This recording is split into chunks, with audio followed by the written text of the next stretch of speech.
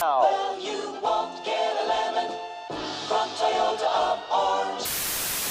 Wrestling buddies want to be your buddy. Drug-free's the way to be. What do you think you're doing? Well, Miss Musso, we were just doing a promo. Welcome to Home Wrestling League. All right, I am Penny Dreadful, joined by Juno, Gimme Seated Radley, and Crystal the Casual at the Unicorn Soundboard. Welcome to Y'all In. It's the only pay-per-view I cared about this weekend. I know there are two others, is Evolution and Great American Bash. And Saturday's main event. Yeah. I don't care about any of the others. There was a abundance of fake sports, fake real sports. Abundance of fake real sports. Yes. Yes. There's abundance of circus violence this weekend. And this was the only one that had the payoff that it needed to have. And that was, and a lot of people are complaining about the length of it. I'm going to knock on wood and note here that it's the pay-per-views are $50. Pay-per-views are $50 like 20, 30 years ago. I would have thought that it would cost more compared to the way everything else costs more these days. So I think for the length of time that they are tending to go and the quality of these shows, $50 is just fine. Because they probably could get away with 2 or 3 times more than that if they wanted to. I mean, if they wanted to really get into some shit, why don't they just do the same thing WWE's been doing and just put a bunch of things on the ring and shit? Like, that'll really fuck up. Like, what? That'll pay for that shit 10 times over. Yeah. I guess I would be mad if you're paying $50 for, a 3-hour show where, 2/3 of the matches are not that good or that long, and it's a bunch of commercials. Like, if that were the case, yes. But AEW stacks them with quality, and minute to minute, end to end is actual wrestling. And so I can't complain. Okay. All right, but we're going to go down it, I guess. I didn't see 0 Hour. Do you care about anything that happened in 0 Hour? Yes, I do, because AJ and Big Justice showed up. So as soon as AJ and Big Justice show up, guess who shows up? The Rizzler, the best white boy of 2024. Okay, the Rizzler. Anytime the Rizzler shows up, it's always a hoot. Like, this kid is 8 years old, and like, imagine as an 8-year-old just walking outside, and everybody goes nuts every time they see you, and all you have to do is this, and everybody's like, "Oh my god, I fucking love this kid." Is he a part of like the Costco guys universe or not? He's done the thing where that kid. Okay. You know how Urkel showed up in like episode 7 of Family Guy or Family Matters, and then they're like, "Wow, we really like this guy. He's kind of awesome." And then they went back and had already most of the season in the can, so they went back and shot Urkel in a couple of parts of the episode to be like, "We really like Urkel." And then season 2, the show became about Urkel. That's what happened with the Costco guys, where that little white child just came like from the ashes and completely obliterated them.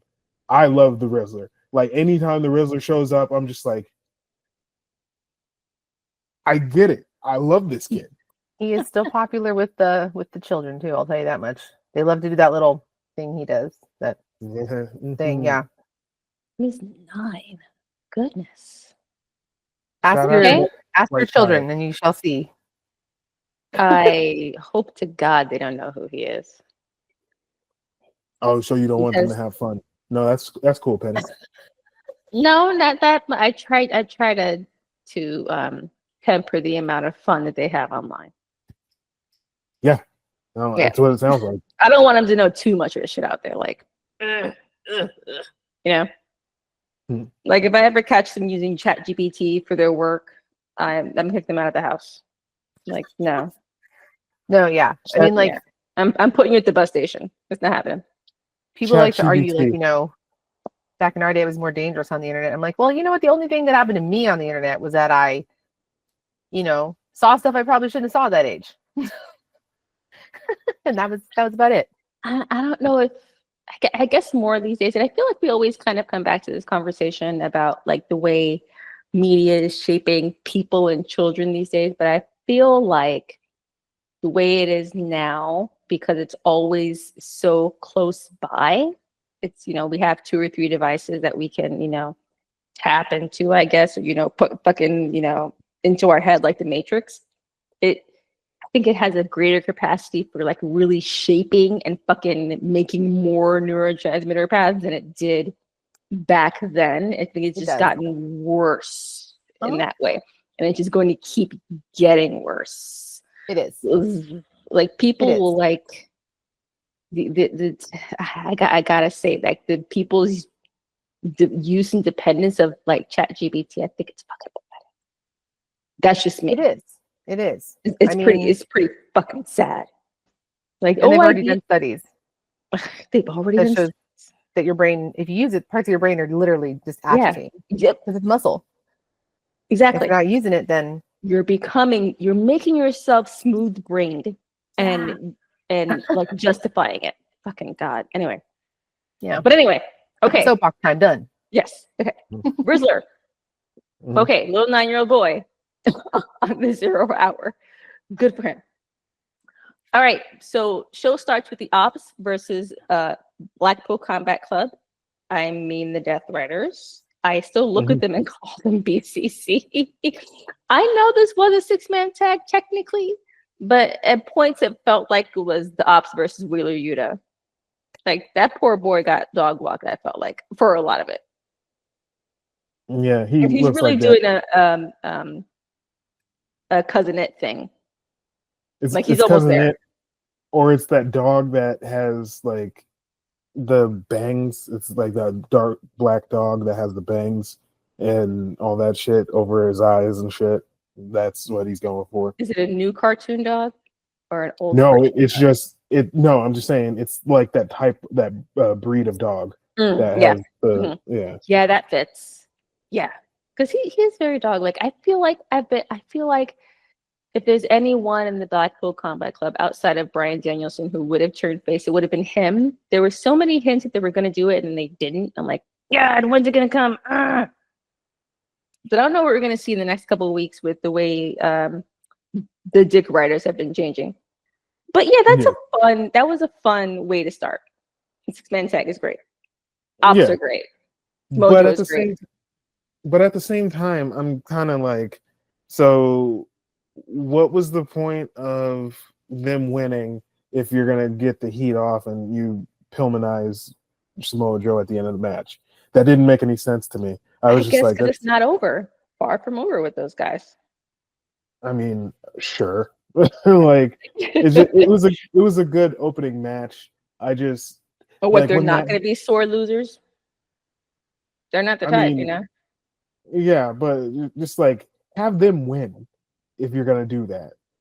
I guess, sure. Yeah. But it was a title match though, right? Yeah, it was for the trios. If you have them win, then Dick Riders still have gold in their group. Right now, no one has anything. So I guess they're at the point where they wanted to take everything away from those guys, and I guess see what they have left over when they don't have anything, gold wise. Yeah. But yeah, I guess. But the sore loser thing is always a way to go with those guys because they always do that shit too. They can't ever just lose. They're like America. With dignity. No dignity. Even though it's a Japanese American man, a Swiss man, and an Irish or a man from the UK. I don't know where Gay. I think Gay Kid is British. Yeah. Mm-hmm. Right. They got all the colors of Benetton over there. Exactly. They have a woman. They have a skinhead. Neville was there for a second. Oh yeah, I missed Neville. I hope he comes back. Okay, so I'm gonna put an aside here. Was Roddy was in the 0 hour, right? He was. I think he was in the. He was in the Gauntlet match. Gauntlet match. Okay. And then Kyle O'Reilly was in the Rizzler match. Gotcha. Okay, that's the other way around. So I was thinking of the couples that were booked. So it was Mercedes and Beast, Juice and Tony, Sammy and Ty, and Marina and Roddy. That's fun. It's a girl thing. I'm sorry. I always do that. Like, who's married? Who gets to be? Who has a good time? Whatever. Good stuff. We'll get into the Casino Gauntlet match next.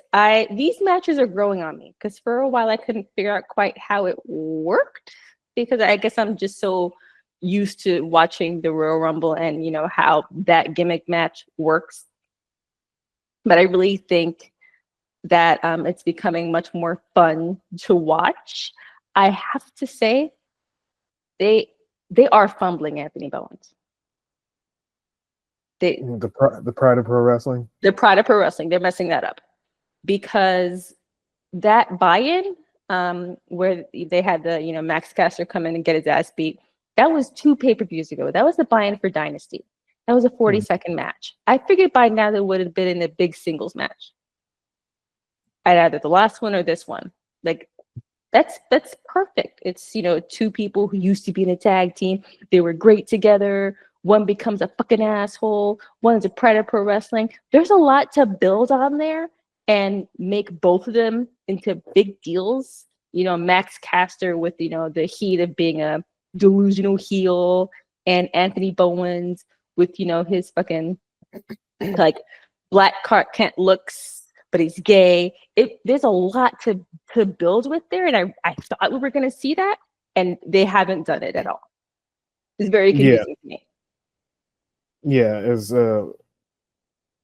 what do they call it? A 5-tool wrestler, 5-tool player, which is the goal in baseball. And he was just like, I like that. I'm gonna have that for my thing. And I'm like, that's cool. But there was no way he's gonna get pushed. Like we're gonna get to it later, but like there's only so far at this point a lot of these guys can get because the 2 top male belts have kind of just been in a standstill for like a better part of a year. Oh, I wouldn't have expected either of them to have a singles title now, but I mean, I guess that wasn't obvious because at some point we knew that with Max Caster doing that somebody come out and beat me thing that eventually would be Anthony Bowens, and then it was, but then they did nothing with it.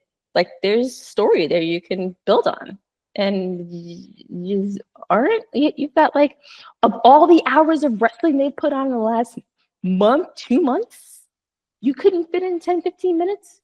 You couldn't put. I don't. It's very, very strange to me. My God. Notable. Juice is loose. Juice Robinson's back. Mr. Tony Storm. I didn't recognize him. Because he didn't act as crazy as he normally does, and he has no beard. Yeah, like strange guys like that, they need. They always need to have the beard. Always need to have the beard. Like I don't know what Wheeler Yuta looks like without a beard. I don't remember. I don't think I've ever seen that one. I do. He just looks like it's like just a guy. No, it's like what's his XD. When XD was on the show, he just looks like he looks like a guy from Silicon Valley. Like that's what he looks like. Really, all right. Black guy in Silicon Valley. Yeah. I think those matches are great, nonstop fun from beginning to end. Great to start with. See, here's what they did. They started the first 2 they start with, both for the women's and men's casino, are 2 people who they've developed, some heat with. It's a little bit of a story, But I feel like no one else in that match got any sort of story except for maybe Mystico. All the story in that match revolved around MJF, which I guess is fine. I mean, MJF is one of the best like ever. Oh, aside, there is a movie that is in post-production. It's called Stranglehold, and Clark Duke either directed or wrote it. I don't remember which one off the top of my head. One of the he probably producers, directed. He probably yes, directed it. one of the producers works with Mark. His name is Kurt, and he gave Mark a credit on that movie. So he's like one of the 36 producers or whatever. And MJF is in that cast. I was like, Oh bro, wow. you didn't, what the hell? He's like, I didn't know. I'm like, all right, so I'm gonna put a note here. You know, whenever that, you know, gets released, you find him. I want to talk to MJF. But yeah. And I forget because there's just so many guys out there just doing a great job. But MJF is still so fucking great. He's so fucking fantastic. I think he is the men's Tony Storm, like the one who commits the most to his gimmick and the most to his character. He's that all the time, probably because that's the way he is. But he seems like he's probably like a good, smart person, but he, you know, kind of tries to hide it under, you know, the asshole, the Long Island asshole that he has to do. But he's just so good all the time. Yeah, like he's fun. Like there's times where I'm like, okay, I get it. Mhm. But there's other times where I'm like, no, that's fair. Okay. Yeah. Like he's like I've seen him for better part of 6 years. I've been watching AEW for a minute. So like Yeah. like he's had his ups and downs and shit. So I'm just like, yeah, it's just, you know, can't wait to see what's next. I legitimately missed him a lot when he was gone. And when most people are gone out of action, I do miss them when they're away. Him, I really noticed the difference when he was gone. He's just so great. I love him. Did you think anyone else was going to win that, or was it Maxwell's to win from jump? To be honest, with those Casino Gauntlet matches, I'm just like, it's just like whoever wins, what, sure. Like with the Casino Gauntlet match, I'm just like, it's just going to be a bunch of nonsense, and then we're going to try to get this back on track. Mm-hmm. So like when that happens, I'm like, okay, awesome. I thought to be honest, I thought the match initially was just going to be him and Mystico, but yeah, it yeah, didn't. yeah. They had I forgot exactly. I think they probably qualified to be first and second in that, but they him and Mark Briscoe did a promo the other day at Dynamite, and MJF was his MJF best. You know, like you should have died. Like, oh my god, fucking he always goes right for the jugular. Ugh. Don't leave an exposed nerve to Maxwell Jacob Friedman. He'll fucking step right over it, tap dance on that bitch. And a lot of people were like, "Oh, watch a Hangman win just for him to cash in." I was like, "Yo, I wouldn't hate that. I gotta admit it would be a moment. It would be a vibe. I wouldn't have been mad, honestly. But we'll get to that. TNT Championship. I made a shitty joke a few days ago when we thought it was just Kyle Fletcher and Adam Cole. And I was like, yo, I think Kyle Fletcher might kill Adam Cole. Because in these weeks leading up, they've had, you know, a back and forth, and Kyle Fletcher's been dragging that poor boy. Like, goddamn. I was like, oh, I'm scared for Adam Cole. But morning of, we find out that he's forced to vacate because he's injured, which sucks. Yeah. They said today it's pretty much concussions, and you're like, okay, that's fine. Like, yeah, I mean, but he did come out and, you know, do that, you know, long promo where he cried and said he might not come back. So I'm thinking it might be like, you know, a Bret Hart concussion, you know, might be really bad. Yeah. And there were a few instances because Kyle Fletcher does that move where he like power bombs you off the apron, and sometimes really fucks a bitch up. And there was one he did recently to Adam Cole where Adam Cole kind of caught his head. Look, throughout this match, they said, you know, Kyle Fletcher injured man, Kyle Fletcher. I don't know if that's exactly what happened, but it's not great for Adam Cole. And you know, I love Adam Cole. He's one of my favorites. I love one of my favorites, baby. He's just fine in the ring, but I really I think he works well both as a heel and a face, maybe a little bit more as a heel, but I think he's really great on the mic. He makes you believe it. He's got probably the funnest entrance right now for me personally. So I'm really gonna miss it when he's gone. And outside of the ring, he just seems like a good guy. So it's extra sad to see him, be like, this might be it for me. And in this time, there's a lot of ways that wrestlers can be involved in the wrestling in general. But for them, it's always going to be in the ring. That's always going to be what they really want to do. So even if he has to retire, he has to do different things, he's always going to be missing out on being in the ring. That makes me really sad. Yeah. Like yeah, no, he's had great runs everywhere, like ROH. Yeah. Like he is the best NXT wrestler ever. So it's sad to see that he's hurt and he has to give it up. And motherfuckers were crying in the audience and right, like weeping, openly weeping. Like you saw Roddy, he was crying, and then Britt Baker went online and was just like, man, I'm so broken heart so emoji. Bad. And then people are like, bitch. What'd they say? Why? Huh? They gave her a hard time? Of course, because like they broke up. So it doesn't mean they hate each other. But like it's just sometimes that people just got to be extra. Yeah, like people will be like, people need to get out their terrible lives. So it's just like stir the pot. Yeah, exactly. It's like raggedy ass. Like what? She just said like, hey, my ex-boyfriend's hurt and I feel bad for him. It's just like he's like, let's stay over there. What? God damn. Oh my God, people do too much. Do less sometimes, people. You can do less. You can just not. Okay. Because I had seen Kyle Fletcher just, dragging Adam Cole around like a rag doll for a couple of weeks, I figured that it was his match to win when it was just those two guys.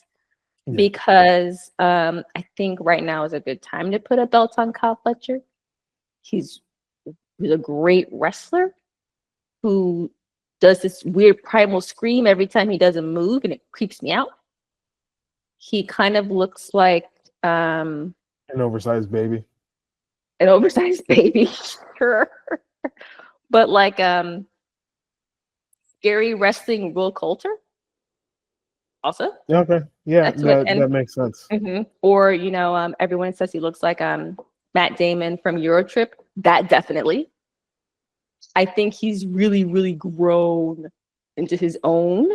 And I think this is a good time to put a belt on him. So I thought that this was his to win. And I was definitely surprised when Dustin got it on a roll-up of Daniel Garcia. I was quite surprised.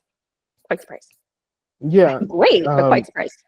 Obviously, Kyle Fletcher was going to win that match, and then that happened. So they're like, well, shit, let's do something else. Yeah. So they made the call on the fly. Like Dustin's definitely losing that fucking belt in like the next couple days or weeks. Yeah. So transitional champ. How long do you think it is? It's like until Kyle Fletcher is just like, hey, I'm going to challenge you for that belt, and then they're going to be like, all right. Yeah. Yeah. I am glad to see him get it though, because of all the times he's tried. I didn't think that he would, and especially didn't think that he would in a fatal 4 with that guy. He's horrifying, He's fucking scary. So it is great. Like we did say in the group chat, it was the hometown win. It's the Soraya win. I get it, but great moment. And you know what? They probably after the Adam thing, they needed a feel good moment. That's probably part of why they decided to go with that. Yeah. But us old school wrestling heads are never gonna say anything bad about Dustin Rhodes. That's Dustin Rhodes, man. He's out here, fucking 56 years old. Amazing. It's the natural. Exactly. And I realized that the beginning note, the opening notes of his theme song now is the opening notes from his Goldust theme.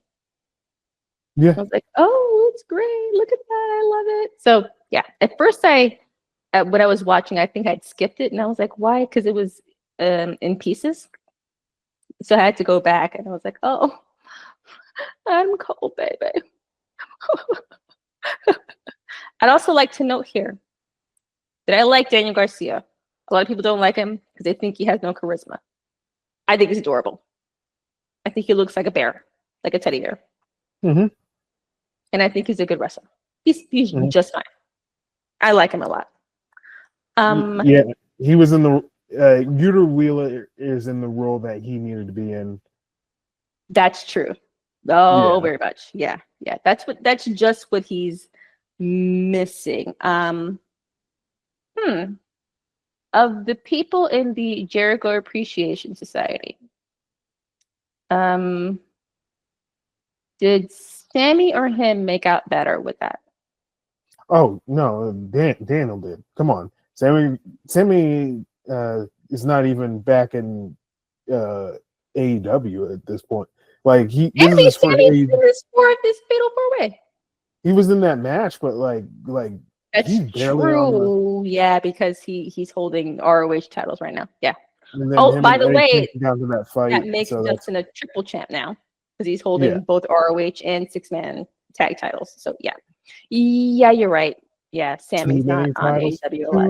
Too many titles. Too many titles. Yes. Yeah, I guess. Yeah, you're right. Because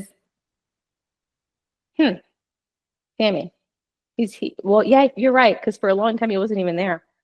Yeah. Him and Eddie Kingston got into that fight, and then yeah, he made out better. It worked out better for him.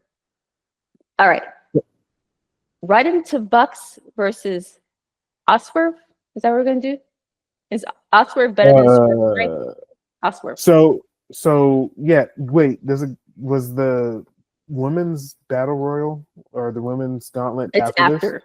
Bucks and Swerve. Okay. Yeah. Yes. Mm-hmm. So no one could ever make me hate the Bucks. No, they're so great. Just them coming out like that. I really wish they would have had more men on that boat. Yeah, to make that work. And that whole long soliloquy that they had Justin Roberts read. And it was the rollout.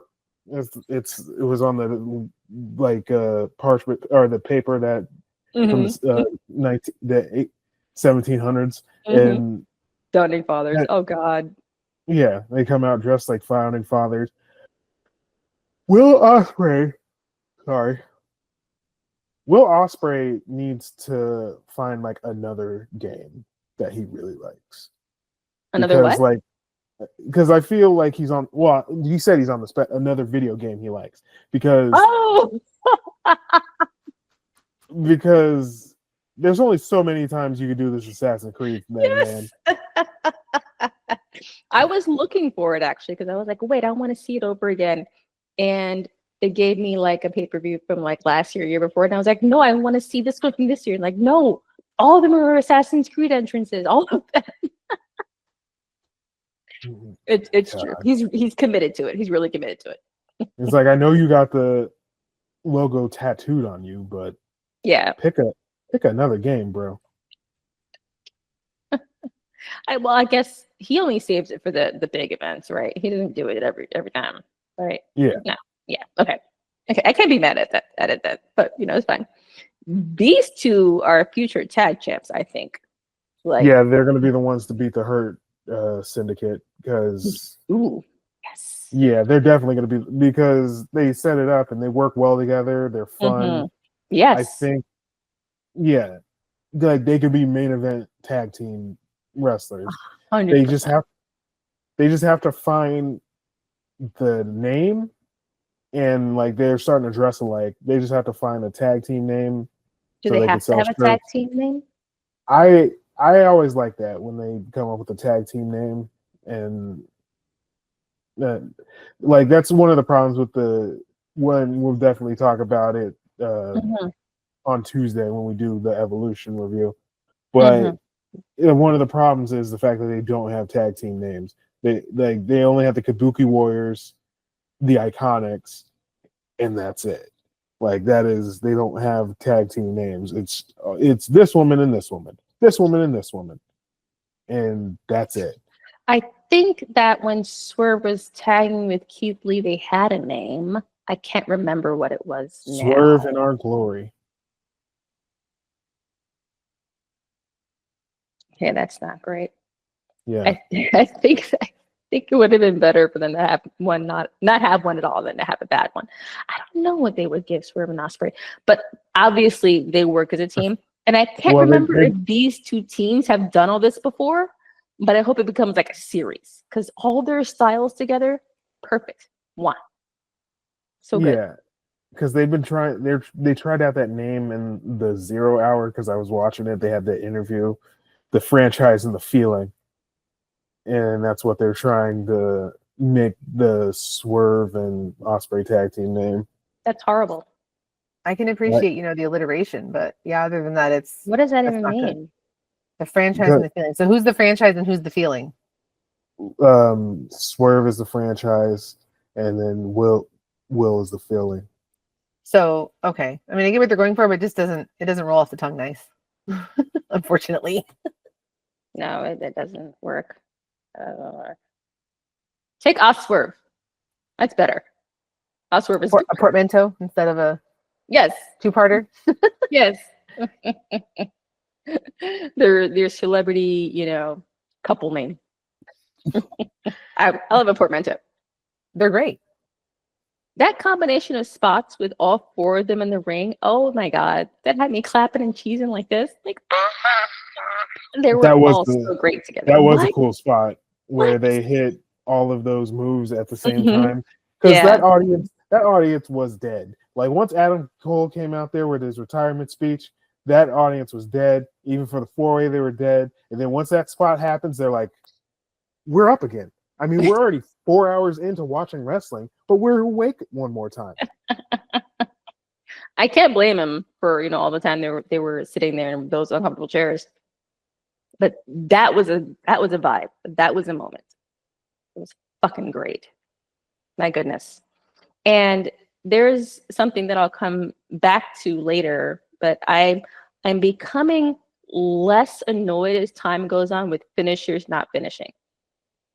And I'll explain it later when we get to Tony and Mercedes. But we get to Women's Casino Gauntlet. Finally, they're doing a fucking Women's Casino Gauntlet. Who do you got to blow to get more women's matches around here? I mean, hopefully you don't have to blow anybody because Penny, we live in 2025, and the fact that 2025, the fact that you would even suggest that women enjoy sex with men it's just appalling. It's just appalling. Women use things to get what they want. Yeah, it's just like ugh. Ugh. The women's roster actually getting to work is great and fun, of course. Who is the young lady that debuted? What is her name? Is it Suri or Suri? Suri. Suri? Okay. Mm-hmm. Is she from Stardom? Not you, Siri. Yep,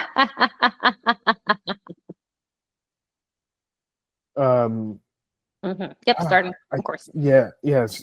She was actually ranked the #1 wrestler in the world, the PWI #1 women's wrestler in like really 2021 or 2022. Yeah, okay. She was putting on some matches. That was when I was like getting into Stardom. Like she was putting on some shit. Like she hit like a motherfucker. Oh my gosh, she has accomplishments in kickboxing and shootboxing, MMA and pro. So she's got like, oh my god, she has a MMA record and a kickboxing record. Jesus Christ, look out for her. Woof. Yeah, it's always that thing. I'm looking her up. Sorry, I'm looking her up right now. Yeah, it's when I see something like that, I'm like, man, I feel like a lot of passive aggression does not happen with that type of person, where just aggression. Yeah, where like if if the women are trying to turn the locker room on her, it's just like, you want to do this? And then like a lot of people just get fucked up because they they're just like, oh yeah, I probably shouldn't have done that to her.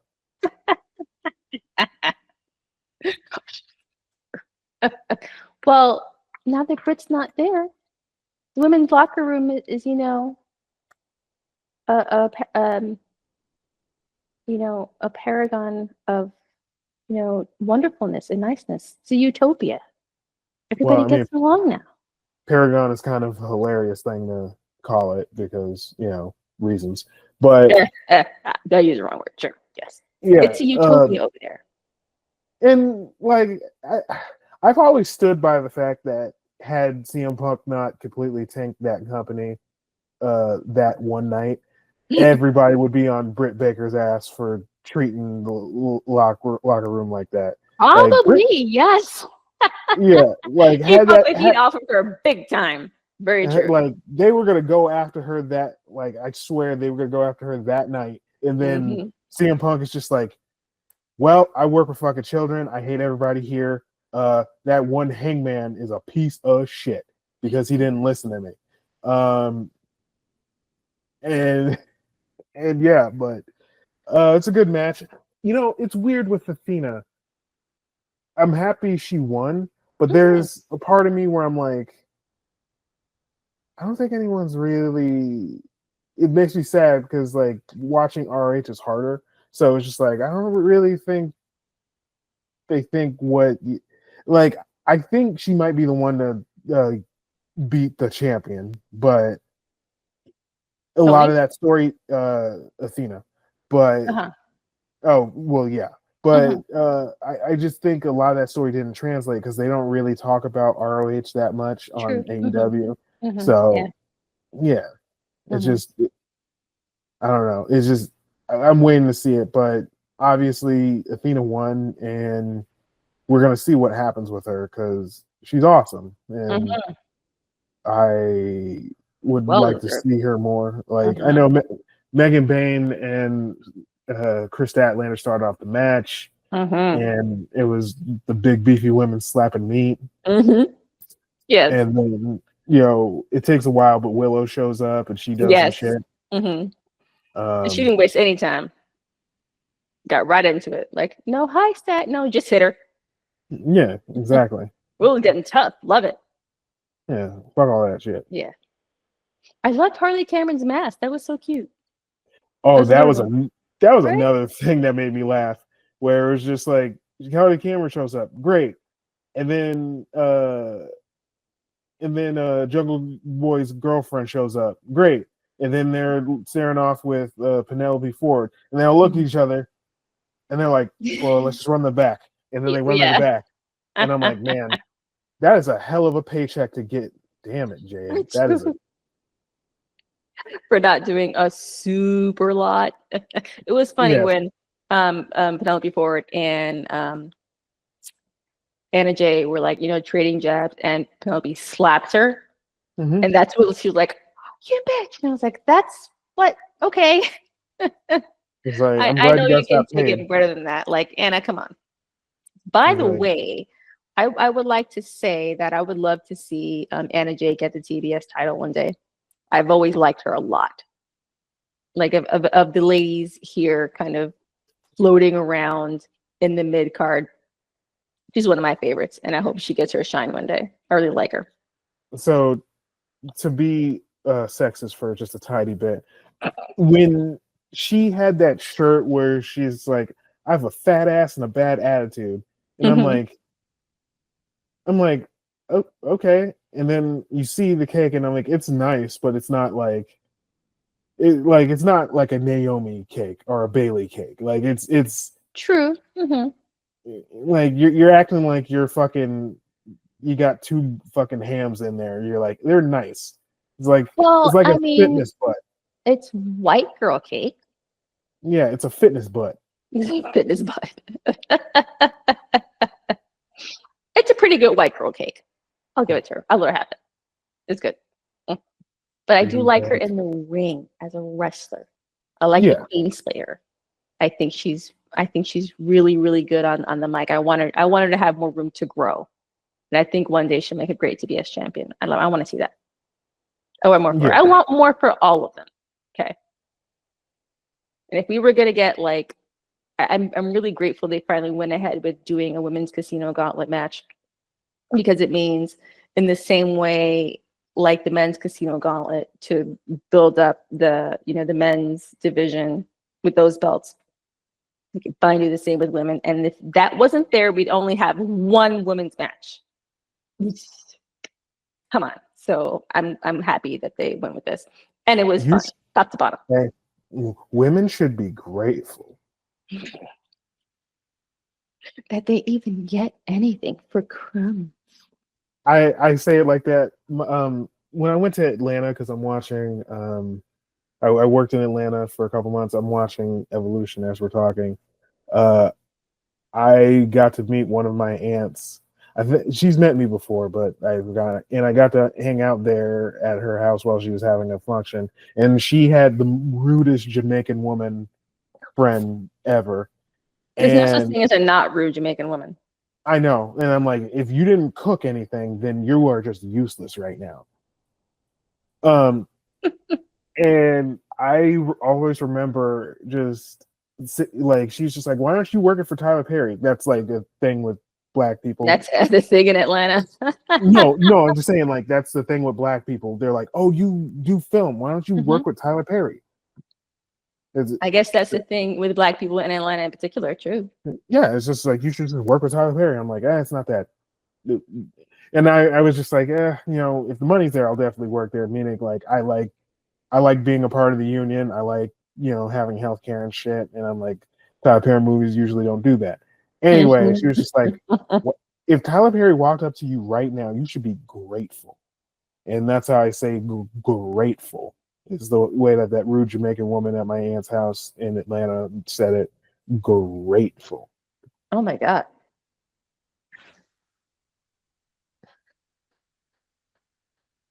I'm not cutting this out. It was one of those things. Like, I told my aunt, I'm like, if I have a feeling that had I said something, it would have been a huge deal. Like, they would have talked about it for years. Still, they'd be talking about it. Yeah. Yes. So I'm like, I'm never going to see you again. You're awful. I hope you get hit with a mail truck. I'm just going to move on. Yeah. That's not surprising. None of that is surprising, actually. What did she cook? My aunt? No, she didn't. Jamaican lady. No, I think she was just there for vibes. And I'm like, that's what makes you even worse. You didn't bring any curry goat? No. Oof. Oh, my aunt's a really good cook. She's not as good as my grandma, but like, she is trying. My goodness. Yeah. Went to someone's house, didn't bring food, and was rude to people. Yeah. Typical. Okay. All right, so we'll get into the tag team triple threat. I thought it was interesting the champs didn't come out last. Did they do that because they had their guests? Yeah, I think because it was Smoke DZA and West Side Gun. West Side Gun is just a mainstay of being on the sideline for wrestling. Like, yes. It's a man who loves wrestling, got shot in the face, but oh my God.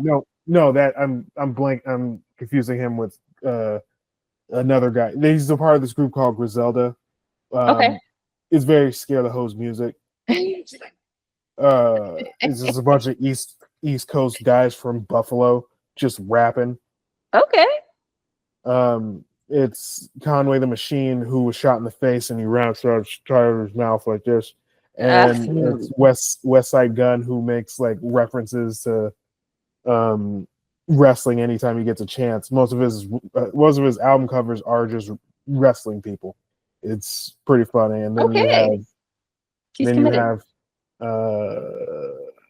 Benny the Butcher, who's the best of the three. But yeah,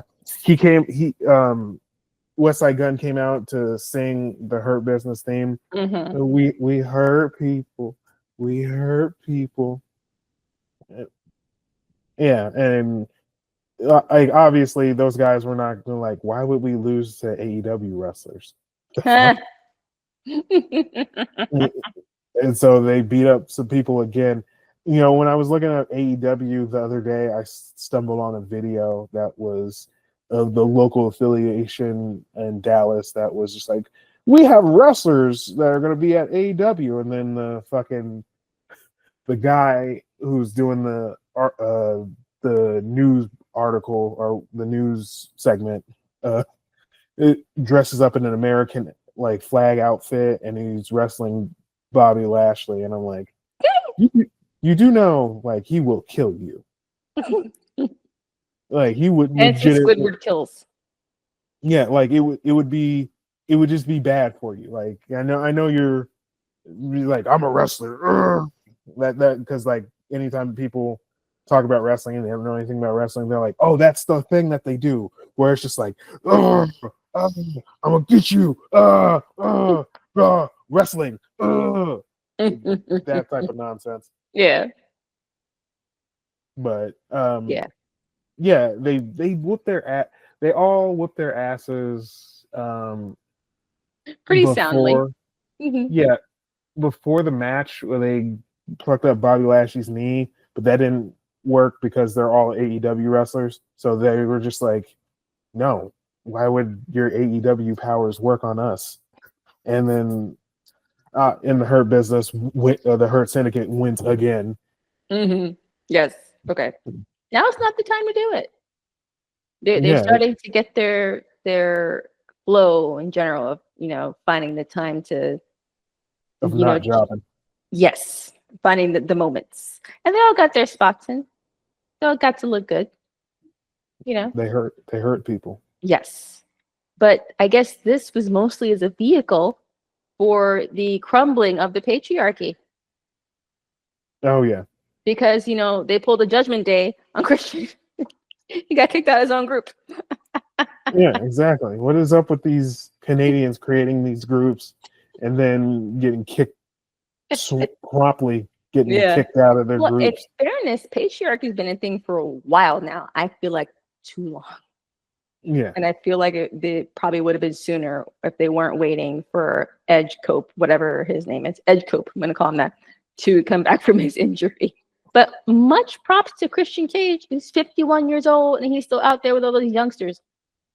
Nick Wayne's not even old enough to buy his own drink and get the rental car. Mm-hmm. No, yeah, he's very young. He's 20, right? He's like 20. A baby. He's 20. But apparently, I guess, yeah. Is he he's sort of like a prodigy, I guess? He's like a... Yeah. Well, I guess all of them are fucking prodigies over there. But yeah. He the started one, with AEW when he was 18. Oh gosh. Yeah, he was going around the independents like when he was like 16 because his father was a wrestler named Buddy Wayne that died way too soon. Like he died when he was like 12, like when Nick was 12 or something to Not that that long ago. Yeah. Yeah. And like Buddy Wayne did matches with Brian Alvarez. So that's like that shows you how long like he's been doing it or he did it. But he would just go around. I think he was at like a PWG years ago, and like everybody was just like, "Oh, this guy's so fucking good." Like he's not even of the age that you would be good, and he's great at it. So So just one of those people where it's kind of like he's kind of born to do the thing. Oh yeah, for sure. It's very Roxanne Perez. Yes, very much so. Yeah. Yeah. And apparently his faves are the ones he was with that night. Christian Cage and Copeland. Those are the ones wonderful. He's like, oh, they're the ones I look up to. I'm like, oh, that's kind of cute. Yeah. It's a beautiful thing. And then the match ends, and then Cope comes and saves him.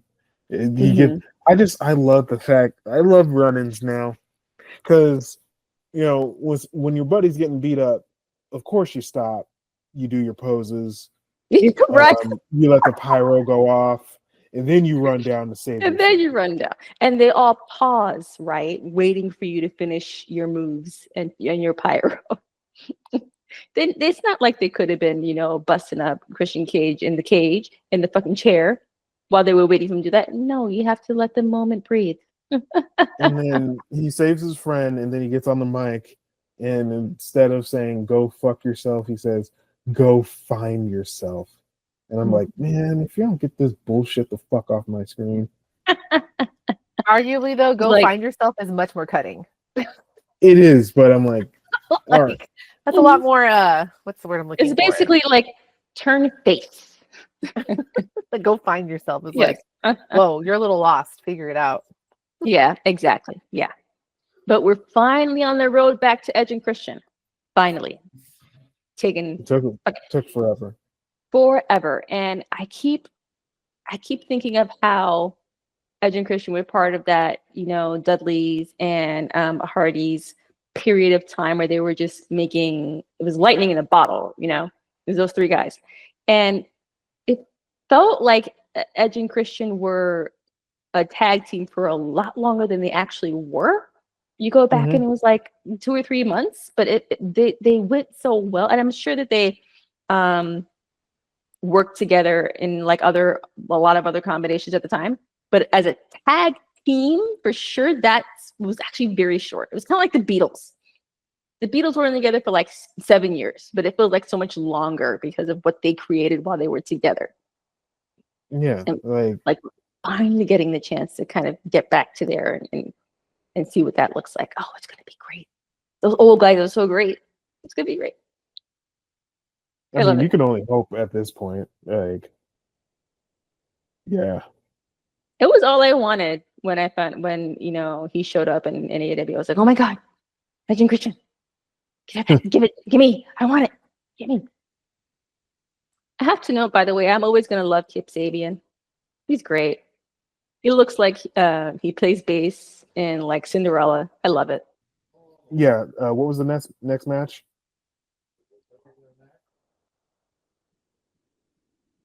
Is it the Tony Mercedes? Tony and Mercedes. Yeah. I was kind of scared of this one because I couldn't decide who I really wanted to win, who I thought should. It felt like an inevitability, even though they'd never put those two matches of those two belts, I should say, up against each other before.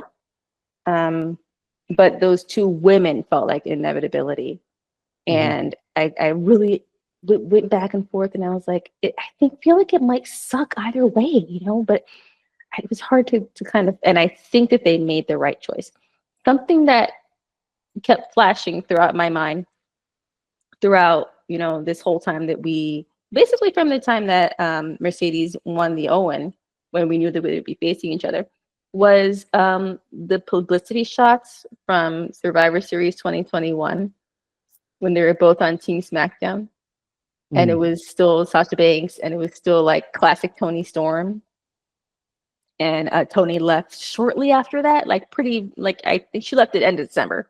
So she wasn't there like much more, like a month after.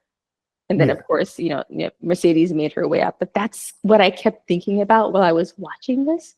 And like just thinking how much they both change and how far they both come. It's just so good. So good to watch them be something entirely different. Like AEW is so special in a lot of ways, and I guess they're always going to be compared against the E because it's a place where people who didn't get the chance to really develop and grow in different ways over there can do it here. The older ones can come and have, a renaissance or do a brand new thing. The ones who never got to quite do what they wanted to do, and they can do it over here. Mox can be as disgusting as he wants to be over there. It's an alternative, but it's also something that can be totally different. And that's what because we wouldn't have gotten this match over at the Fed. We would not have gotten it at all. I mean, Mercedes and Naomi would have just waited a couple months. They never would have really had to deal with Vince McMahon. Yeah, it's true. Yes.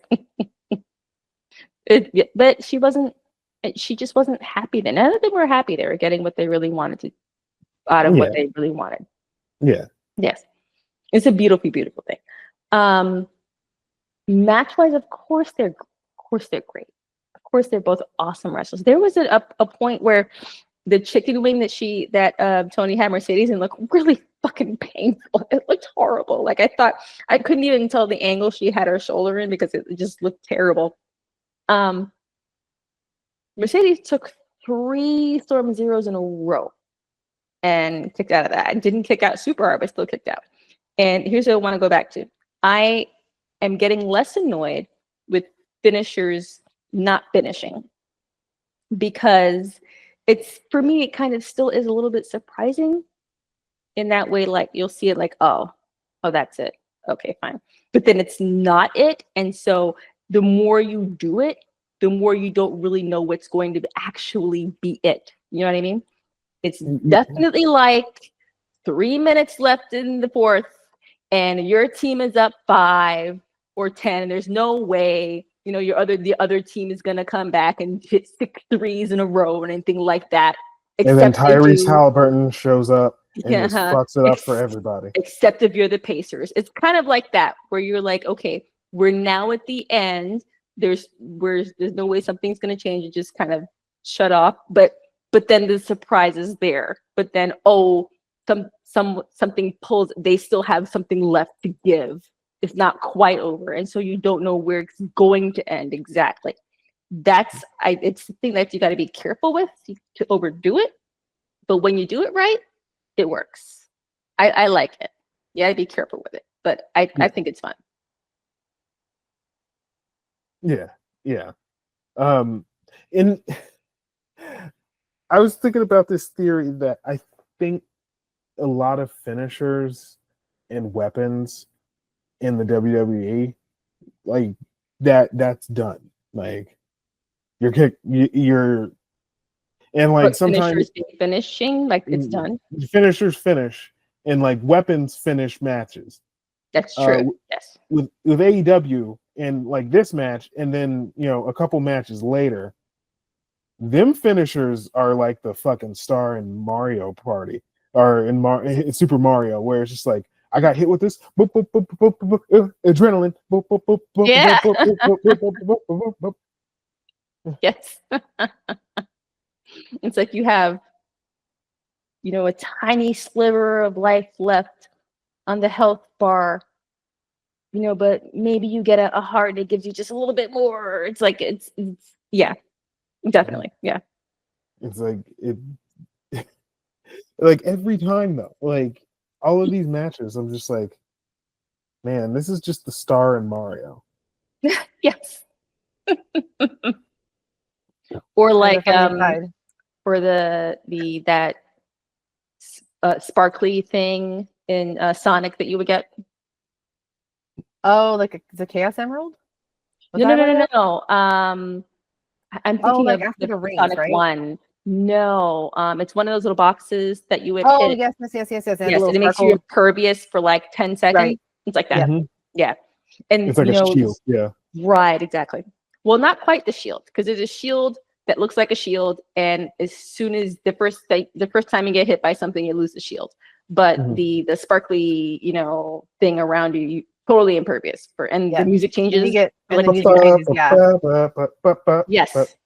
Yeah, it changes. Do you guys know because you're talking about wrestling finishers, there's a thing where you can go online and it's a wrestling finisher name generator. So you guys could generate your own if you really wanted to.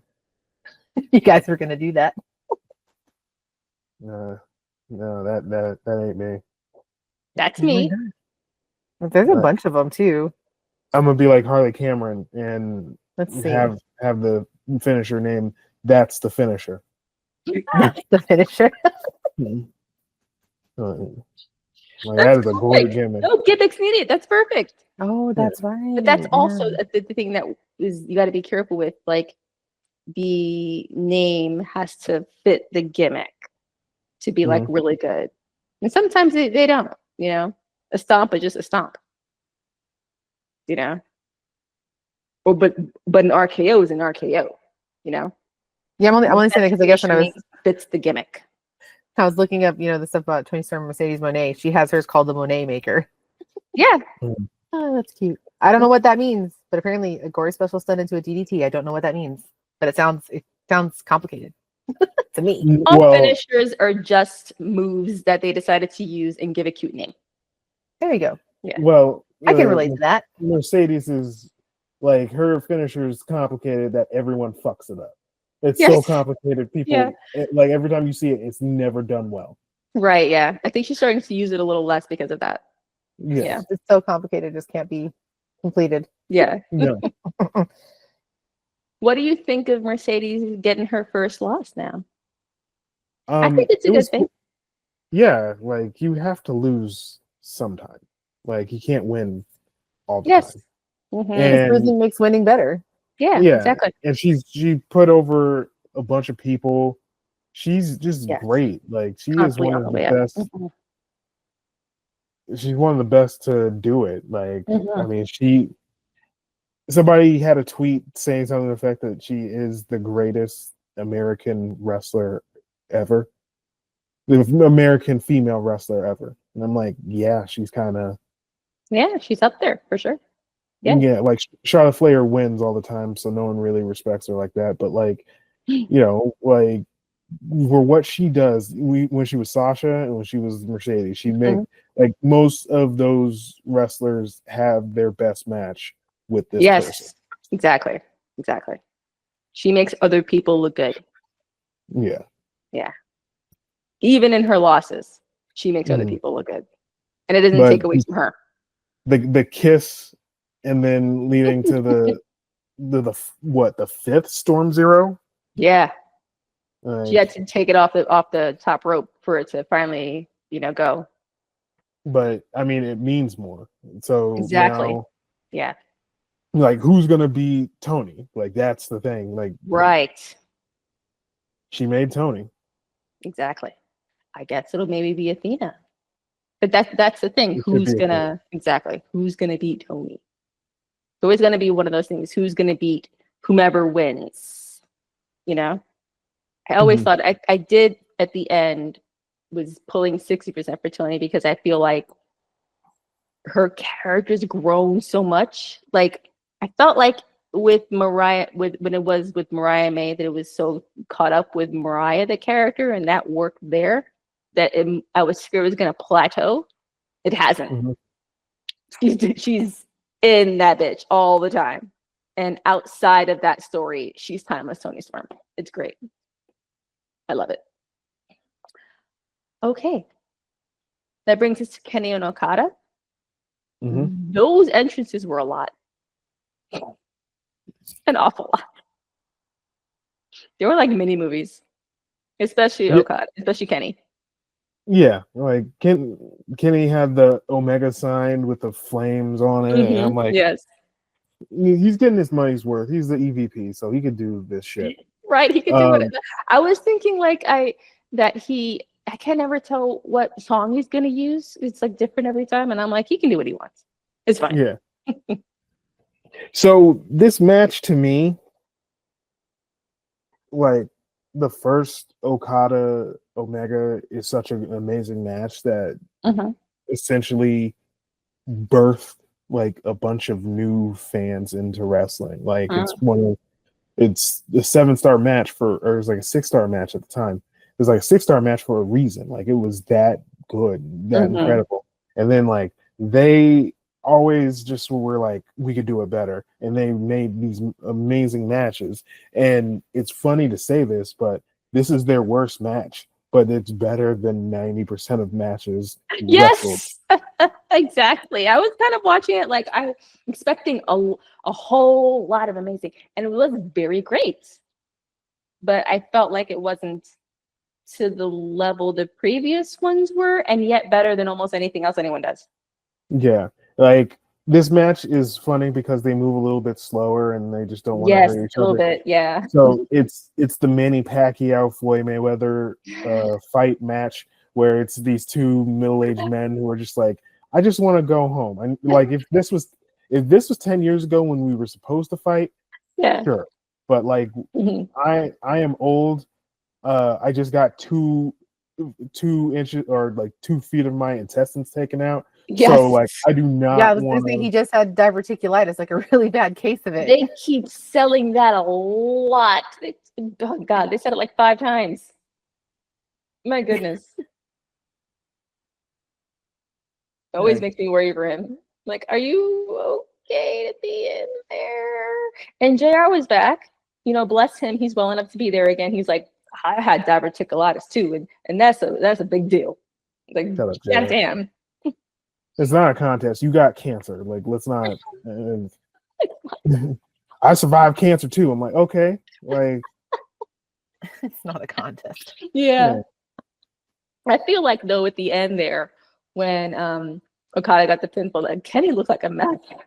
He looked like he'd been dragged around by his hair. He looked tired. oh yeah. Yeah. It's so funny. There's a Vice.com article about this, and one of the parts of it says not only are both men nearing the end of their careers. He said that. I'm sorry. Yes. They will be shot after this match and turned into glue. There you go. Just what is it? The horses, right? Yes. Yeah, They make old wrestlers, don't they? exactly. Thank you. There's the title, right? Well, no, I kind of did that title like 3 weeks ago. Oh, you did? 3 Yes. episodes I don't ago. remember. Yeah. Was it specifically about old wrestlers? No, but like, It's go. a reference. It's a classic film reference. Oh no, yeah, can't we watched it. I yeah. was in the room when he watched it. I didn't pay attention. Okay. It's like I can't remember or find who pointed it out to me on Threads. I apologize. But yeah, I realized what Don Callis looks like. He looks like a thumb. What there's a cartoon or something where it's like a guy, he's just a thumb and his hands and legs. oh, it's the Or movie. thumbs? It's my kids' movies. The henchmen are thumbs. Thank you. That's it. Yeah, That's my kids. I was like, oh my God, that's Those big right. thumb dudes in their little costume. Yes. Like, They wiggle around. at least if he looks familiar, but that's what Don Callis looks like. Fucking dumb. man, I know. As we're recording this, we're watching like Evolution is on. I got some shit to say. Oh yeah. Like, Say it. yeah, you'll Is see. it bad? No, it's just annoying. I'm like, Stephanie, why the fuck are you there? Stephanie McMahon? Yes. Oh, because she's the reason why they're having it. Sorry. All right. I think she probably should have made some appearances in advance to, talk about it. But Oh no, we'll definitely talk about the build that's up just to all me. of these matches. Jesus Christ. But anyway. Ken and Okada happened. Yeah. And even at their kind of most boring, they're better than almost anyone out there. And Okada is the one who unifies these belts, but it's not unified. Is that what's happening? Then they get another belt to replace the old belts, and then these two. It's a pyramid scheme of belts. That's basically what's happening. It's like, so you guys get these 2 belts, and then when you get these 2 belts, if you tell 2 other people about these 2 belts, you're gonna get more belts, and then that's how, and they're gonna all be like a pyramid. But it's not a pyramid scheme, guys. This is not a pyramid scheme. It's a business opportunity. Exactly. It's the Avon of fucking championship belts. The Mary Kay of championship belts. Look, whatever it is that they were fighting for, Okada won it. Good for you. That brings us to the pinnacle, the zenith, the final. Countdown. What's the word? What's the word? I know words. The precipice. Climax, the precipice, the climax of this fucking long ass Dick Ryder story. And there were plenty of instances throughout the last, however many months it's been, almost a year, I guess, since Mox got that title. And I was like, oh my God, I don't win yet. Lose. Ugh. And it just kind of got old and frustrating. But looking back, I'm like, I guess it made sense to take it beyond the Owen, because they would have had more time to build it out. And it's kind of like over at the E where you wait until after the Rumble or after Money in the Bank. you wait a certain amount of time to put, a new contender in front of the champ. Now looking back, I'm like, okay, I get the timing. That's cool. That's fine. That's cool. I get it.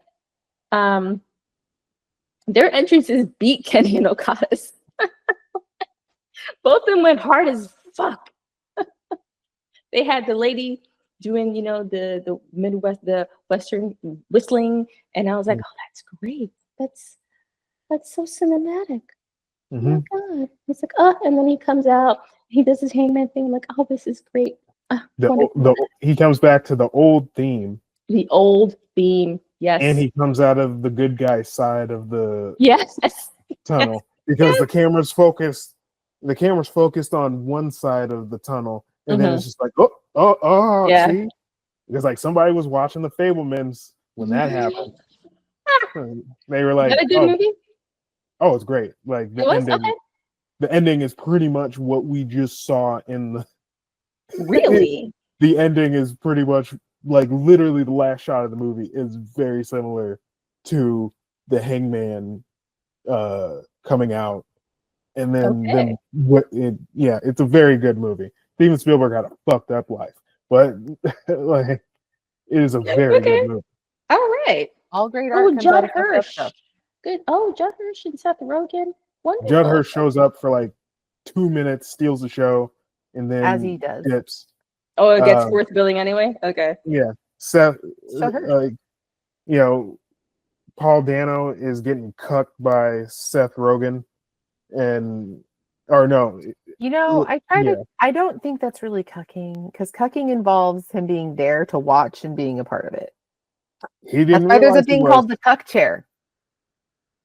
He didn't realize he was, but this is the story of Steven Spielberg. That's not really cucking then. Chrissy, that's just called cheating. It's just called cheating. Chrissy, you don't know what you're talking about. It's fine. I do. Unfortunately, I spend a lot of time on the air. Why didn't you say that? That explains everything. Tony Kushner can't make anything that's not depressing. Oh yeah, but yeah, it is a good movie, and that entrance was very similar. I just like the fact that the Death Riders are just a bunch of Nazis who like beat up people. Yes. Their entrance was fun too with the truck, with the white supremacy truck. Yeah, it's a very I also enjoyed that too. It's a very Lynching truck, and then the way this match ends is like, oh, okay, so we're okay. Well, I guess that's legal. A Lynching truck. Oh, when the match starts and he gets him into that, head scissors, and then starts hitting him with the fork and making him bleed. Less than a minute to first blood. And I'm like, oh, okay, so we're just starting off. But like the match rules, and this bugs me now, is when people beat 10 counts. I don't like the fact that they jump up at like 9. It's just like and that's why I'm like, oh, so finishers don't finish. And then like it's an AEW finisher, so it's the magic, it's the Mario Star, it's Sonic turning invincible for 20 seconds. You know what it reminds me of?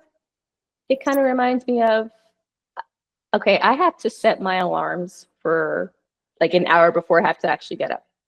Right. Can be me. So exactly. So I'll set it for 6, but I have to actually get up at 7. And so I'm hitting the snooze for every 8 minutes for an hour. But if I still get up by 7, if I get up on that last one, it still counts. No one's giving me a trophy for getting up at 6:30. Why should he get up at 6 if he can take the extra couple seconds? Why not? Okay. Yeah. I've only slept through one alarm and I got fired for it. Like that's the only time that that's ever happened to me. Oh my god. And, I mean, I hated the job. It fucking sucked. But like, shout out to what is it? Yeah, I don't care about these people, but it's been 10 years. Shout out to Shooter, the TV show. I was a PA on it. That woman was awful too. She was one of those white women that is on the precipice of saying something racist. Oh, won't. Always got it on the tip of her tongue. It's on the tip of her tongue, but like she was too dumb to realize like she was gonna say something racist. But like it's whatever. I mean, I had a functioning career, and then anyway, but You were on a set with Ryan Phillippe? no, I was in the office. I was an office PA.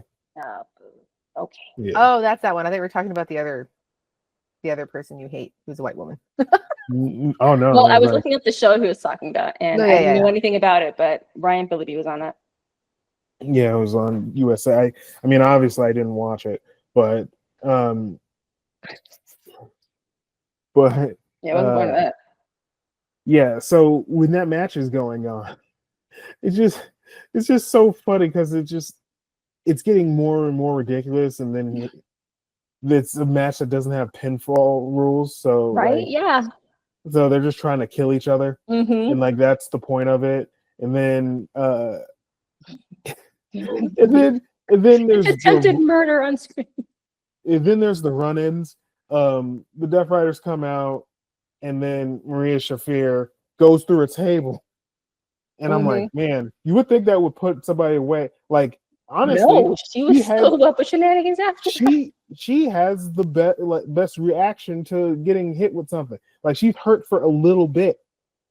She's not like all the way out, but like she's hurt for like in AEW. If you get hit with a weapon, I kind of like that she is hurt for a while, but depending on the length of the match, she'll be back in. Like used to be, you would knock a woman down with a feather or a slap, and she'd be passed out. Well, a man did it, so it's fine. Fair enough, still, but the man put her through the table. Yeah, and I love it. Yeah, like I feel that they need to bring back intergender wrestling. Like it would help a lot of people. It would help a lot of women get over. It would help a lot of men be on screen that aren't normally on screen. Like it would help both of those companies. So I feel like they're moving in that direction because they've had a few intergender matches where they actually have to touch each other. Did at that last one? Yeah, but like I mean, men aren't gonna hit women. Like if Chris Benoit didn't murder his entire family, this wouldn't be a non-issue. They're never going to do it WWE because they know they're culpable for that. But yeah, the few times they do intergender over AEW, they're for real intergender matches. So I feel like they might be moving toward doing it more often, and I feel like in the way they're moving toward having a women's tag division, I feel like those things are on the horizon. I believe. What the thing that AEW needs is more belts. Yes, I agree, Penny. For the women, sure.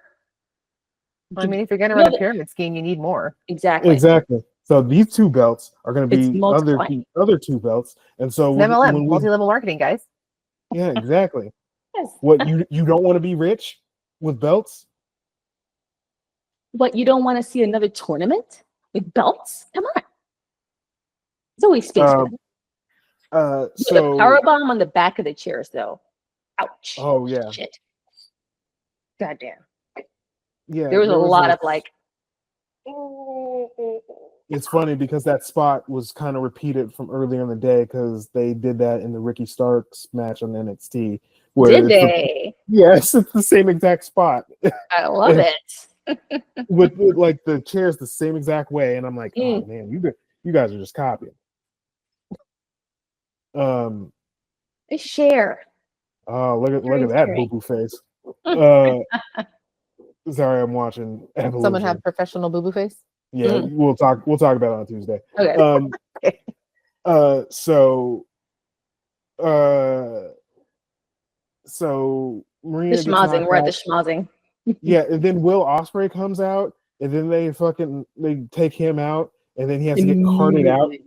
And it's so weird because like when he gets carted out, everybody gets sad because of what happened with Adam Cole early. And everybody, like the audience, does not come alive. And then Knox takes Hangman through the barbed wire table. Jesus, the barbed wire table. He gives a suplex to the barbed wire table, and like everybody, like, oh, this is awesome again. And then and then Daniel Bryan comes out, or no, Darby shoots a promo on Mount Everest. They must have had that in the clip for a while, if that's the way they did it. Because he didn't just come back here last week. That was like a while ago. He was there. Yeah, like he is like, I guarantee Tony Khan was just like, you know what? You need to do a promo on Everest. Yes. If you're going to fuck my shit up like this, at least bring something back that I can use. Yeah. And then he cuts the promo from Everest and rappels down. And like, I love how down. he's been given that. Yeah. Oh. And He gave him a Daniel Bryan shows up and was a Blue Panther mask, and then does the moves and beats up people. Gets his revenge. He was like, "Can you please stop doing that yes thing?" And he was like, "No."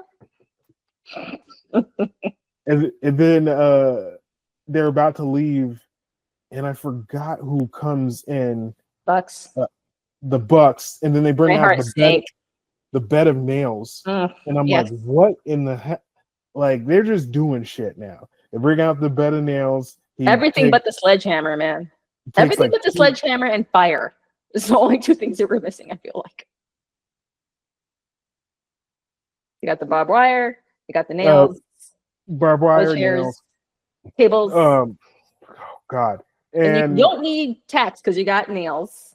So you're okay you with had that. glass. You had broken glass. And then that's when Moxley tells him, it's just like, hey, make him take the key off, and then get the thing, the case that the belt is in, so he could we could show him what he's never gonna get. And then so she goes out there, and then she grabs the belt, and then she comes back, and she's like, why is this handcuff on my wrist? That was funny. And it was Prince Nana. And then Prince Nana, Prince Nana, I got you, white bitch. And then then Swerve comes out to save the day. But they waited to the right moment because he was the last one. All the other Avengers had shown up and done their big one. And last moment. And then Black Falcon is just like on your left, and then gives Hangman the chain. Like this takes out the Bucks with the chain first, and he's like, "Here." He's like, "Here you go." And and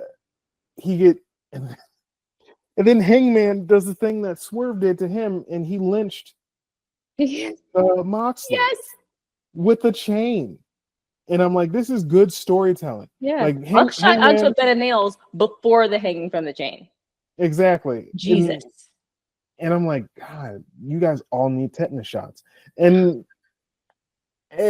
so he taps him out, and then you see Swerve on the ramp, just smiling. And it's just like, I ruined that white boy's life, and everything's good now. Right? Like, we're okay. We're all right. He's like crazy.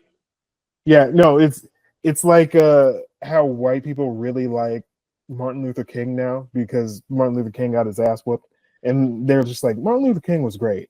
He was great. He got his ass whooped by a bunch of white people, and that's how I can really respect him. I'm so glad I went out and called him names and threw stuff at him and beat him with sticks, and I'm just happy I did that. It's that type shit.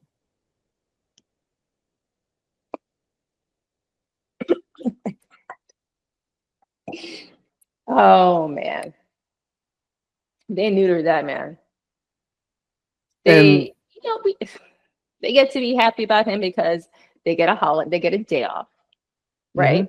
And he's the good one. Yeah, exactly. Like let there be a Malcolm X Day. Yeah, there wouldn't be a Malcolm X Day. Nope. But if you tell them any of the other quotes, they get their feelings real hurt. But that's for sure. It's like Swerve was looking at him like how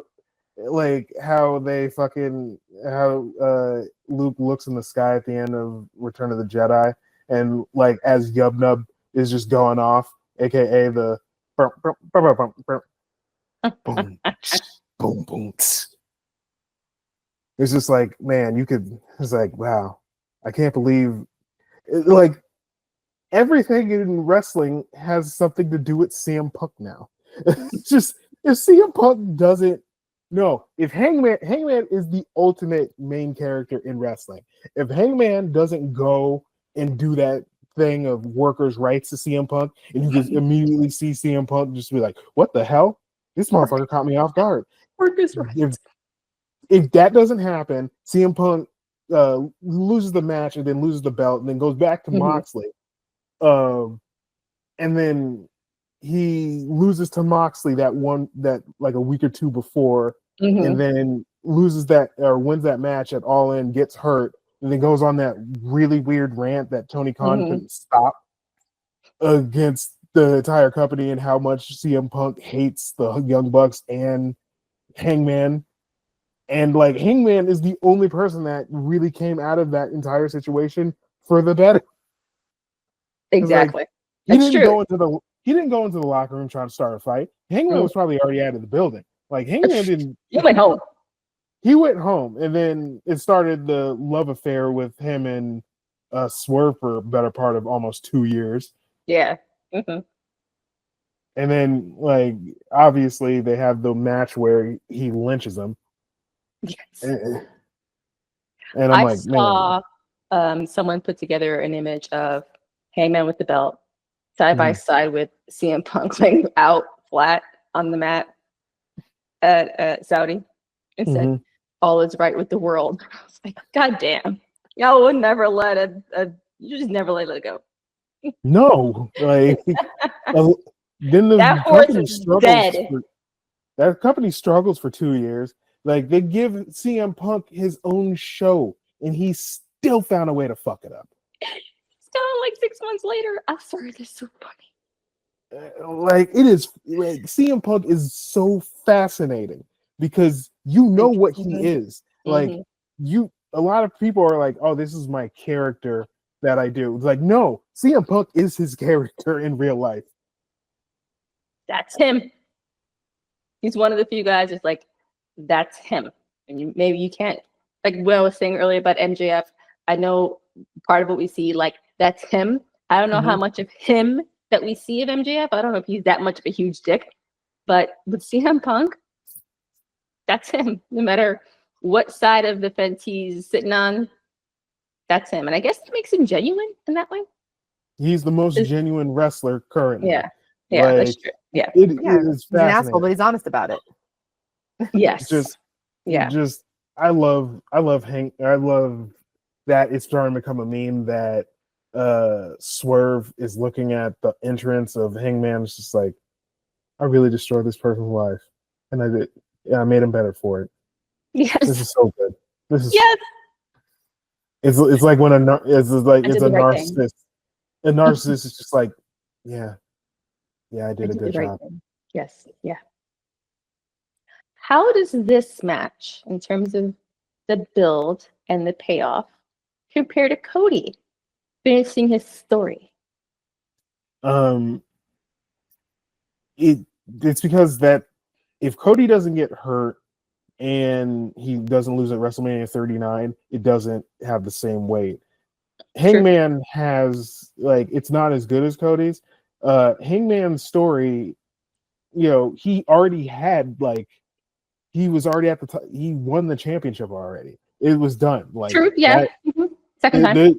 The first Hangman third time, story, I think. Is this the third time? It's the second time. The first Hangman story is amazing because it's an allegory for being an alcoholic, and then this one is just like he just lost his mind, and then he just was like, oh shit, I shouldn't be a monster like he is, and then him and Swerve have this hilarious love affair. Like, it's funny now.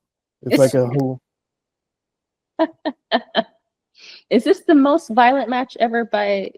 I mean, it's not the most violent match ever by far. Not when Mick Foley, New Jack, Terry Funk, and ECW as a whole was out there, but it's pretty up there. I would probably put it like top 20 of like. But is it the most violent that AEW's put on so far? The most bloody?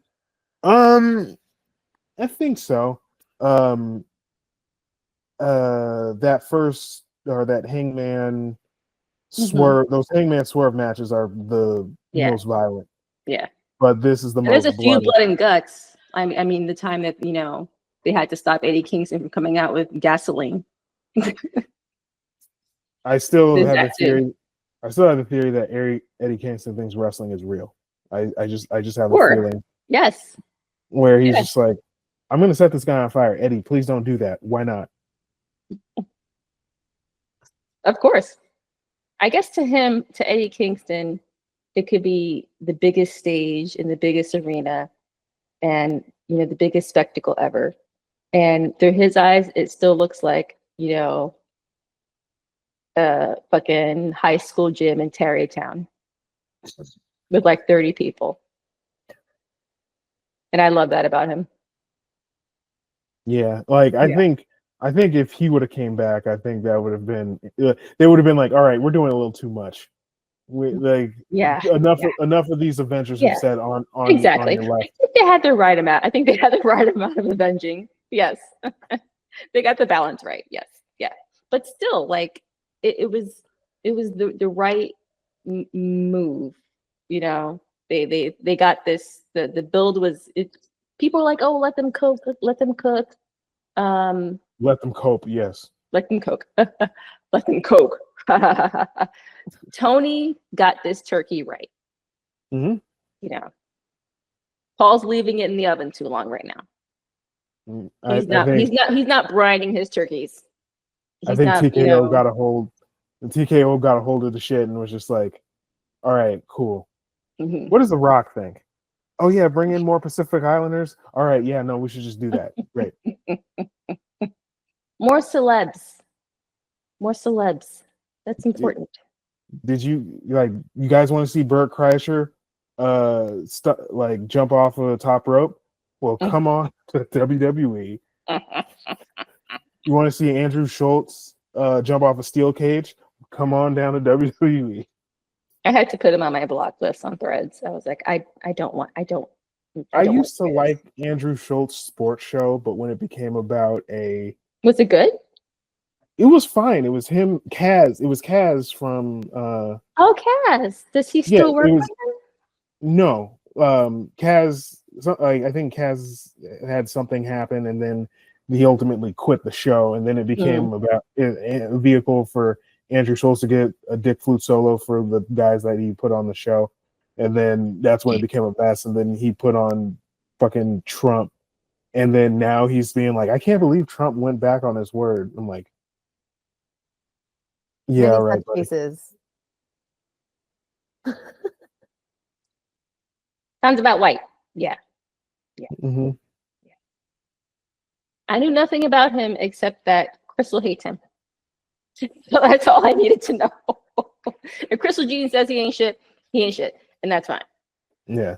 But yes, this was AEW can, and people. It's interesting. People were saying that they were on a downswing for a while.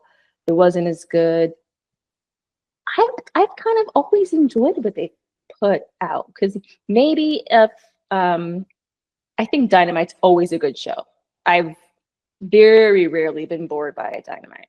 Like Dynamite's always good. Collision can sometimes be boring, but it was a newer show and they were figuring out what they were doing with it. I miss Rampage. I kind of, even if like 80%, 75 to 80% of it was good, then I always felt like they were kind of in a good place. But I feel like now the consensus is there that everything's, and even at that point where people were saying it wasn't as good, the pay-per-views were always good. The pay-per-views have always banged, each and every one. Even if we didn't like the end of something like with Edge and Mox, for example, we didn't like how that ended. But it was still good, still watchable. It's like Kenny and Okada. Even if it wasn't great compared to what they've done before, it's better than almost anyone else's. Yeah. And that's all we have to say. But there's a reason, okay, why there were 3 events this weekend, and I only really cared to watch the one. Okay. Like there's a Denise Salcedo does one of her regular shows with Santi. Santi's a Zapata. And he said that he mostly covers WWE because that's where the money is. He's like, I do that mostly because, that's where it's gonna bring me the most pay. And he's like, what? And he said that he's a real big Goldberg fan, that he would pay a band to meet Goldberg, $1,000 to meet Goldberg. He said he mostly covered WWE. He said he'd pay money, American dollars, to meet Goldberg. And even he said, you're not going to get me to watch Saturday Night's Main Event over Tony and Mercedes, over Mox and Hangman, over Kenny and Okada. Like, even for the most die-hard fed people, like, this was a show you could not miss. And it delivered every moment, every second. And I feel like they always do. I think Tony's good. I'm a fan. I'm a fan. And he got a haircut. It's not a super small haircut. He looks less like, Christopher Robin with black. He looks less like, a Middle Eastern Christopher Robin these days, which is good. It's good. I love that. I love that little rich kid on the spectrum. Good for him. Rich kid on the spectrum. Yes, good for him. Yes. I think they have a big future ahead of him. Because he'll just throw money at things. Like, I like this song. I'm just gonna buy it. So we can use it. I love that. Like, WWE is just like, do we own it? Yeah, but can we use it for our purposes? Like what do we get? I don't want to spend. What do we get? Tony's like, write the check. I'll sign it. It's cool. I admire it. It's good. A plus show. Yeah, it's the best insanely long wrestling show ever. Like there was those WrestleManias that was happening like before pandemic. Whew. Oh yeah. That was a fucking slog. Did they say that 35 was the longest? 35 is the longest. It's the one that took place in New York, where it was so long that the buses and subways broke down. So a lot of people got stuck in they got stuck into that stadium in New Jersey, and because they were calling Ubers and cabs. Yeah, because it went on too long, and they wanted to do the same shit, and then pandemic happened, and then they had to split it up in 2 nights. And then but it was a good one. It was Becky and all that. Okay. Yeah, and then after that, they just went to 2 nights. Like 2 nights work. Like this last one was the worst of the 2-night WrestleManias, but you can't win them all. That's so funny. You look, you cannot trust commuter transit out of New Jersey. Okay. On the best day, that joint's gonna be late. That's hilarious. That's so funny. Okay. Well, at least that was a good show. It was long, but it had a good payoff. I'll give him that. At least it wasn't a super long, shitty show. Like, oh shit! Female ref bump. Sorry. Oh really? Which one? Yes, the main event. But like, which ref? Jessica. Jessica Carr. Yeah. She took a female ref bump. I'm like, sorry. That shit made me pop. And there was one ref bump that Aubrey had to run down. She was just booking it in AEW, where who took a ref bump? I forgot which male wrestler. It might have been the Okada one, where it's just like. And no one was there to knock her off her line. Like Charles Robinson. Oh boy. Okay. Let me get my notes, my last notes. So we will be back to cover Evolution. I don't, you know what? We'll be back to cover Evolution, and touch on Saturday night's main event and Great American Bash, because we need to talk about Seth Rollins. Mm-hmm. I look, I think it's kind of a terrible thing to say, so I'm gonna say it. Maybe this is what you get for counter programming like this. No, Some bad juju on yourselves. No, they weren't gonna counter program, okay?